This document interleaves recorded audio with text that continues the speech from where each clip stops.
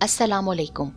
ये बहुत पुरानी बात है, शायद 1975 या इससे भी पहले का अरसा, जो मुझे सही तरह याद तो नहीं, अलबत्ता ये ज़रूर याद है कि हमारा गांव चक 136 के नाम से मशहूर था। वहाँ एक नहर थी जिसके किनारे ये गांव आबाद था। पुराना ज़माना, रियाकारी से पाक मुखलिस लोग, जिनके लिए एक दूसरे के साथ मोहब्बत और खुलूस से पेश आना गालिबन दुनिया का सबसे अहम काम था। हेलो दोस्तों, आपका हमारे यूट्यूब चैनल स्टोरी वाइज में स्वागत है। दोस्तों, आज मैं आपके लिए बहुत ही खौफनाक कहानी लेकर आया हूं। दोस्तों, आज मैं जिस वीडियो पे रिएक्शन देने जा रहा हूं, उस वीडियो का टाइटल है डरावना कुआं। तो दोस्तों, आइए हम इस वीडियो में देखेंगे कि इस डरावने कुएं की आखिर राज क्या है, आखिर यहाँ पे जाने से लोग क्यों डरते हैं। तो दोस्तों, आपका ज़्यादा समय न लेते हुए आइए हम इसकी पूरी कहानी सुनते हैं। अस्सलाम वालेकुम। ये बहुत पुरानी बात है, शायद 1975 या इससे भी पहले का अरसा, जो मुझे सही तरह याद तो नहीं, अलबत्ता ये ज़रूर याद है कि हमारा गांव चक 136 के नाम से मशहूर था। वहाँ एक नहर थी जिसके किनारे ये गांव आबाद था। पुराना ज़माना, रियाकारी से पाक मुखलिस लोग, जिनके लिए एक दूसरे के साथ मोहब्बत और खुलूस से पेश आना गालिबन दुनिया का सबसे अहम काम था, जो सब लोग मिलकर सरंजाम दिया करते थे। गांव के ऐन दरमियान में एक कदीम कुआं था, जिस पर चमड़े का एक मशकीज़ा हमेशा मौजूद रहता था, ताकि जिसका जब दिल चाहे वो उस कुएं के पानी से इस्तेफादा कर सके। कुएं के बिल्कुल पास ज़रा सा हटकर बड़ का बहुत बड़ा और पुराना दरख्त था, जिसकी बड़ी बड़ी शाखों ने उस कुएं को एक माँ की तरह अपनी आगोश में ले रखा था। यही वजह थी जो उस कुएं का पानी आम कुओं के मुकाबले में ज़्यादा ठंडा और फरहत बख्श था। आमतौर पर गर्मी की दोपहर में गांव के ज़्यादातर लोग इस बड़ के दरख्त के नीचे चारपाई बिछाकर अपनी बैठक जमाया करते थे। पास ही बच्चे खेला कूदा करते थे, औरतें कुएं से पानी भरती। गर्ज सारी दोपहर खूब रौनक मेला लगा रहता। मुझे अच्छी तरह याद है, हफ्ते के किसी भी एक दिन उस कुएं के करीब कोई जानवर ज़िबा किया जाता था, कभी बैल, कभी बकरा और कभी गाय। ये एहतमाम गांव के कसाई की जानिब से होता, जिसका ऐलान सुबह मुंह अंधेरे ही गांव की मस्जिद में कर दिया जाता था। लिहाजा जिसे भी ये गोश्त खरीदना होता, वो कसाई से पहले ही राब्ता करके अपनी बुकिंग करा लेता। ऐसी और भी बहुत सारी मेरी छोटी छोटी यादें जो उसी गांव से वाबस्ता थीं। बचपन के हसीन दिन जो हमने उस कुएं के करीब छुपन छुपाई खेल कर गुजारे। ना कोई डर, ना कोई खौफ, एक पुरसकून सा माहौल जो हमें हमेशा अपने हिसार में लिए रखता। फिर शायद हमारे गांव के पुरसकून माहौल को जैसे किसी की नज़र लग गई। वो जाती गर्मियों की एक शाम थी, जब चाचा अल्लाह दिता अपने अकलौते तांगे के साथ गांव के वाहिद लारी अड्डे पर मौजूद था। आखिरी बस आज खिलाफे तवक्का कुछ लेट हो गई थी, वरना आम तौर पर 8 बजे के बाद वो अड्डा तकरीबन पूरा वीरान हो जाता। मगर आज चूंकि अभी तक बस भी नहीं आई थी, लिहाजा चाचा भी वहाँ वाहिद चाय के खोखे पर मौजूद था। और फिर 7:30 पहुँच जाने वाली बस 8:30 पौने 9 बजे आई, जिसमें इत्तफाक से चक 36 का कोई भी मुसाफिर मौजूद न था। चाचा ने जल्दी से घोड़े को गांव जाने वाली कच्ची सड़क पर डाल दिया। सारा रास्ता वीरान पड़ा था और हर तरफ एक हू का आलम तारी था, जो आमतौर पर गांव में सूरज ढलते ही नजर आने लगता है। चाचा अल्लाह दिता गांव की हदूद में दाखिल हुआ, और फिर जैसे ही वो कुएं के करीब से गुजरा, पानी की आवाज़ ने उसकी तवज्जो अपनी जानिब खींच ली। चाचे को ऐसा महसूस हुआ जैसे रात के इस पल किसी ने कुएं में जोर से मशकीज़ा फेंका है। चाचा रुक गया। तजस्सुस उसे कुएं के मजीद करीब ले गया। वो शायद देखना चाहता था कि इतनी रात गए किसे पानी की ज़रूरत पेश आई जो वो कुएं तक आ गया। गांव के लोग जानते हैं कि वहाँ मगरिब होते ही स्याही छा जाती है, मगर कुएं के करीब पहुंचकर चाचा हैरान रह गया, क्योंकि वहाँ दूर दूर तक सन्नाटा तारी था। कुएं के नज़दीक तो दूर दूर तक कोई बंदा बशर न था।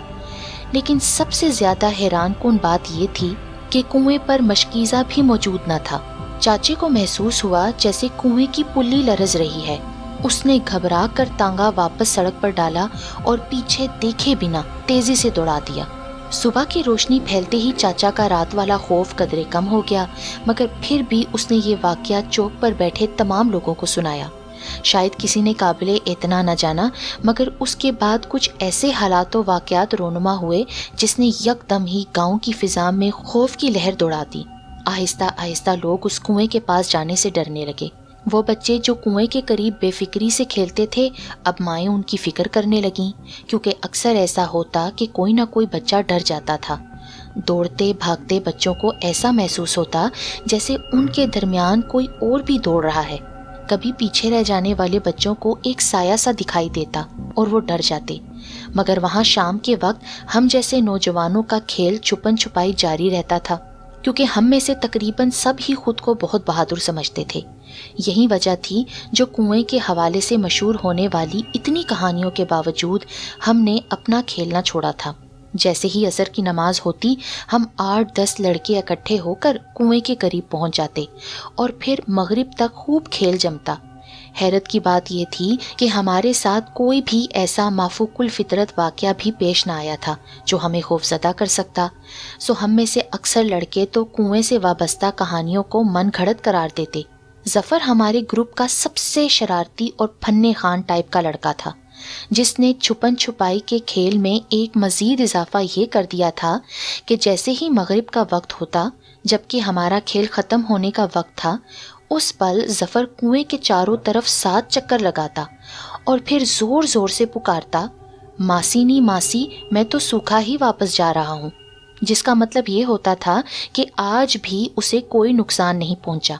शुरू में ये काम वो अकेला ही करता था, मगर फिर आहिस्ता आहिस्ता हम भी उसके साथ शामिल हो गए और हमें मज़ा भी आने लगा। ये हमारी एक बेज़र्र सी शरारत थी जिसका मकसद किसी को नुकसान पहुंचाना नहीं था। जाती गर्मियों की शाम थी, असर अपने वक्त से पहले होने लगी थी। अम्मा तंदूर सुलगाने के लिए लकड़ियां जमा कर रही थीं, जब मेरा दोस्त अफजल मुझे बुलाने आ गया। ओए जल्दी आजा, फिर मगरिब हो जानी है। असर और मगरिब की नमाज के दरमियान महज 1 घंटे का फ़र्क रह गया था। अफजल की बात सुनते ही मैंने जल्दी से चप्पल पहनी और बाहर की जानिब भागने की तैयारी की ही थी कि यकदम अम्मा सामने आ गईं। कुएं की तरफ न जाना। आज सवेरे सकीना पानी लेने गई थी तो जब उसने वहाँ किसी जनानी को देखा जो मुंडेर पर बैठी रो रही थी। उसके रोने की आवाज़ इतनी खौफनाक थी कि सकीना मारे डर के भागी वापस घर आई और आते साथ ही बेहोश हो गई। उफ़ो अम्मा, मैंने उनकी बात दरमियान से ही काट दी। आप एक अच्छी मुसलमान होने के नाते क्यों इन सारी बातों पर यकीन रखती हैं? मेरे लहजे की हैरत से अम्मा शदीद कंफ्यूज हो गईं। तेरी बात सही है पुत्र, पर जिन भी दुनिया में ऐसे ही मौजूद हैं जैसे हम इंसान। फ़र्क सिर्फ इतना है कि वो हमें उस वक्त तक दिखाई नहीं देते जब तक हम उनकी मर्जी के खिलाफ कोई काम नहीं करें। बड़ा आया इस्लाम की बातें करता है, अता पता तो कुछ है नहीं। मैं नहीं मानता अम्मा, जिन्नात विन्नात सब फजूल बातें हैं। बेपरवाही से कहता हुआ मैं दरवाजे से बाहर निकल आया और फिर कुएं के पास छुपन छुपाई खेलते कब वक्त गुजर गया पता ही न चला। मस्जिद का स्पीकर शायद ख़राब था, जो हमें अजान की आवाज़ भी सुनाई न दी, जब अचानक मेरे दोस्त के भाई ने दूर से हमें आवाज़ लगाई, ओए नालायको, जल्दी आओ, नमाज का वक्त निकला जा रहा है। उनकी आवाज़ सुनते ही हम सबको एहसास हुआ कि फ़िज़ा में चारों तरफ अंधेरा फैल चुका है। चलो भाई जल्दी निकलो यहाँ से। अफजल सबसे आगे भागा, जबकि जफ़र हमेशा की तरह कुएं की सिमत दौड़ा। ओए आज देर हो गई है, आजा, कल कर लेना ये सब। जफ़र को कुएं की तरफ जाता देखकर एक पल के लिए अफजल ने रुककर उसे पुकारा, जबकि जफ़र जवाब दिए बगैर कुएं के चारों तरफ चक्कर लगाने लगा। मासी नी मासी, मैं सूखा ही जा रहा हूँ। मैं भी अफजल को आगे जाता देखकर आगे की तरफ बढ़ गया, जबकि जफ़र की तेज़ तेज़ आवाज़ हमारे कानों से टकरा रही थी। अभी हम थोड़ा ही दूर गए थे कि जफ़र की आवाज़ आना अचानक बंद हो गई। मैंने पलट कर देखा तो मुझे जफ़र दिखाई न दिया। अफजल अफजल, जफ़र पीछे नहीं है। तेज़ दौड़ते हुए मैंने अफजल को जा लिया।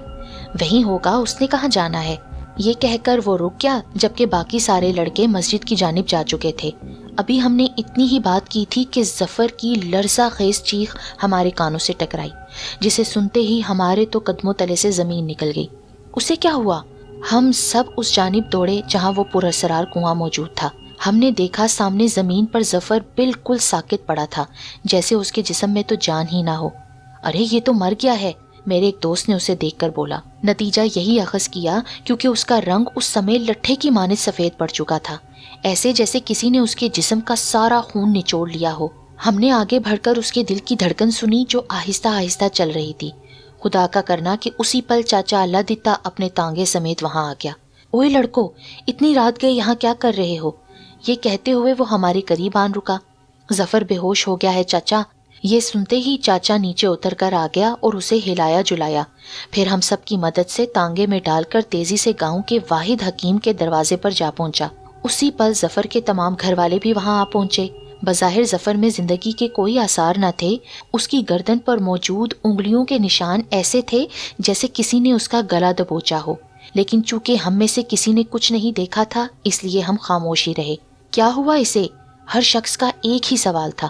ارے ہم کچھ نہیں جانتے، ہم سب کا بھی ایک ہی جواب تھا۔ اور پھر حکیم صاحب کی کوشش اور گھر والوں کی دعائیں رنگ لے آئیں۔ ظفر کو 3 روز کے بعد ہوش آ گیا، مگر اس طرح کہ کئی دنوں تک وہ کھانا پینا اور بولنا سب بھول گیا۔ اس کی اس حالت نے ہمیں اتنا خوفزدہ کیا کہ ہم میں سے کسی نے اس دن کے بعد کنویں کی طرف جانے کی جرات نہ کی، مگر ہم یہ جاننا چاہتے تھے کہ ظفر کو ایسا کیا ہوا جس سے وہ خوفزدہ ہو کر 3 دن تک بے ہوش رہا، اور یہ بات سوائے ظفر کے کوئی نہ بتا سکتا تھا، جس کے لیے اس کا مکمل صحت یاب ہونا ضروری تھا۔ بلاآخر 2 ماہ بعد ظفر اس قابل ہو گیا کہ کالج اور مدرسے جانے لگا۔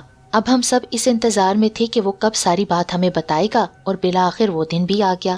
اس دن کالج سے واپسی کے بعد ہمارا ارادہ نہر پر جا کر نہانے کا تھا، اور ہمارے اس پروگرام میں ابھی تک ظفر شامل نہ تھا۔ جب گھر واپسی پر میں نے اس سے پوچھا ہمارے ساتھ نہر پر چلو گے، تو کہنے لگا نہیں، مجھے گھر جانا ہے۔ وہ تھکے لہجے میں کہتا آگے کی جانب بڑھا تو میں نے اسے جا کر روک لیا۔ کیا بات ہے ظفر، ایسا کب تک چلے گا؟ یار اب بھول بھی جا جو سب کچھ تیرے ساتھ ہوا، آ جا واپس اپنی زندگی کی طرف۔ کیسے بھول جاؤں میں؟ اس نے رک کر میرے چہرے پر ایک نظر ڈالتے ہوئے گہری سانس لی۔ وہ چہرہ، وہ آنکھیں، وہ میں کبھی نہیں بھول سکتا۔ یہ کہتے ہوئے مارے خوف کے ظفر کو تو جیسے جھرجھری سی آ گئی۔ کون سا چہرہ، کون سی آنکھیں؟ وہ پرت در پرت کھل رہا تھا، اور میں چاہتا تھا کہ اس شام کے حوالے سے ہونے والی وہ ہر بات اگل دے۔ اسی عورت کا چہرہ۔ جانتے ہو اس شام جب تم لوگوں کے منع کرنے کے باوجود میں کنویں کا چکر لگا رہا تھا تو یکدم وہ عورت میرے سامنے آ گئی جس کے چہرے پر ناک سرے سے غائب تھی۔ اس کا چہرہ انتہائی خوفناک اور ڈرونا تھا۔ اس کی لال سرخ آنکھوں کے ساتھ وہ جیسے مجھے گھور رہی تھی، ایسے جیسے مجھے کچا چبا جائے گی۔ اسے دیکھتے ہی میری آواز بند ہو گئی۔ میں ماسی ہوں اور آج تم سوکھے واپس نہیں جاؤ گے۔ میرے خاموش ہوتے ہی وہ آہستہ آہستہ میری جانب بڑھی تھی۔ میں نے بہت کوشش کی کہ بھاگ جاؤں یا تم لوگوں کو آواز دے کر روک لوں، مگر جانے کیسے میرا جسم بے جان ہو گیا۔ شاید خوف نے مجھے منجمد کر دیا تھا۔ میرے حلق سے آواز قطعی غائب ہو گئی تھی۔ تم روز مجھے پکارتے تھے نا، لو دیکھو آج میں آ گئی۔ یہ کہتے ہوئے وہ ہنسی تھی، اور اس کے دانت اس قدر خوفناک تھے جس کا تم اندازہ نہیں کر سکتے۔ مجھے جانے دو، میں کہنا چاہتا تھا مگر کہہ نہ پایا۔ اسی پل اس نے آگے بڑھ کر میری گردن دبوچ لی۔ اس کے ہاتھ، یہ بتاتے ہوئے مارے خوف کے جیسے ظفر نے جھرجھری لی۔ اس کے ہاتھ چپچپے سے تھے، ایسے جیسے مگرمچھ یا مینڈک کی کھال ہو۔ اپنے گیلے ہاتھوں سے وہ میری گردن دبا رہی تھی۔ اچانک تم لوگوں کی آواز میرے کانوں سے ٹکرائی۔ تم مجھے پکار رہے تھے۔ تمہاری آواز سنتے ہی مجھے جیسے ہوش آ گیا ہو۔ وہی پل تھا جب بے اختیار میرے منہ سے آیت الکرسی کا ورد جاری ہو گیا۔ یہ کہہ کر ظفر رک گیا۔ میں نے دیکھا وہ رو رہا تھا۔ پھر کیا ہوا؟ میں نے بے چینی سے سوال کیا۔ پھر میرے اللہ نے میری سن لی۔ وہ غلیظ عورت میرا گلا چھوڑ کر چھپاک سے کنویں میں کود گئی۔ او میری خدایا، اسی لیے جب ہم تمہارے پاس آ رہے تھے تو ہمیں کنویں میں کسی کے کودنے کی آواز بھی آئی تھی، تو ہم سمجھے شاید مشکیزہ گرا ہے، اور پھر جب ہم وہاں پہنچے تو تم بے ہوش زمین پر گرے پڑے تھے۔ ہاں، اور جب مجھے ہوش میں آیا تو مجھے ایسا لگا تھا شاید جو کچھ ہوا تھا وہ میرا وہم تھا یا کوئی بھیانک خواب جو میں نے عالم بے ہوشی میں دیکھا ہو، مگر نہیں۔ یہ دیکھو، ظفر نے اپنی گردن میرے سامنے کی جہاں انگلیوں کے سخت نشان اب بھی موجود تھے۔ وہ تو شاید مجھے مار ہی دیتی اگر میرا آخری وقت قریب آ گیا ہوتا، مگر نہیں، مجھے ابھی اور زندگی جینا تھی۔ یہی سبب تھا جو کسی نور کی طرح آیت الکرسی میرے سینے میں اتر گئی، اور میں اس